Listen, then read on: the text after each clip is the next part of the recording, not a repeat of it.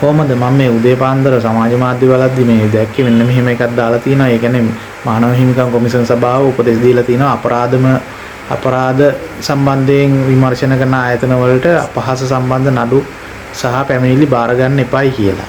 ඉතින් ඒකට මෙන්න මේ එකක් දාලා තිබ්බා නෑමෝල්ගේ ගෝලයා මේ නෑමෝල් කියන්නේ නාමල් රාජපක්ෂ වෙන්නේ නැති නාමල් රාජපක්ෂයට අපහාසයක් වෙනකොට දුවගෙන ආපු පසන් කස්තුරියට මොකද වෙන්නේ කියලා. එයාත් සිවිල් සංවිධාන ක්‍රියාකාරිකයෙක් දේශපාලන ක්‍රියාකාරිකයෙක්.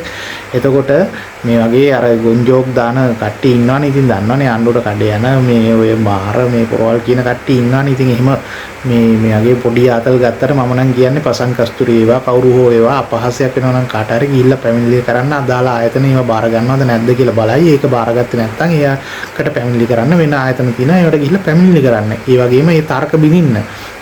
ඔය අපහාසයක් අගටුත්තක් වෙනකොට ඒව මාධ්‍යට කියලා ඒව එලි කළා රටේ මිනිසුන්ගේ අවධානය වෙත අරගෙන එහෙම කරන්න. එතකොට තමයි මේ ප්‍රශ්න වලට උත්තර හම් වෙන්නේ. ඉතින් ඒව ගැන අධෛර්යමත් වෙන්න එපා මේ එක එක ඒවා කිව්වයි කියලා. ඒ නිසා තමන් හරියට ඒ වැඩේ කරන්න. පසන් කස්තුරිත් ඒක හරියට කරනවා. ඒකනේ ඔය මේ දඟලන්න මේ දැඟලිල්ල හැදිලා තියෙන වෙන කට්ටියට ඒ විතරක් නෙවෙයි වෙනත් සිවිල් සංවිධාන ක්‍රියාකාරීකයෝ ඒවා ඉස්සරහට එන්න. මේ රටේ තියෙන අකටයුතුකම් එක්කලා කටයුතු කරන්න. ඒ කටයුතුකම් එරෙහිව කටයුතු කරන්න. ඒක තමයි වෙන්න ඕනේ. ඉතින් ඊට එතකොට මානව හිමිකම් කොමිෂන් සභාවට ඊට පස්සේ පැමිණිල්ලක් කරන්න මොකද්ද මේ එහෙම අපහාස වෙනවා නම් අකටයුතු වෙනවා නම් ඒකට පැමිණිලි කරන්න වෙන තැනක් නැද්ද කියලා ඒකත් අපි බලමු ඉස්සරහට මොකද්ද කියලා.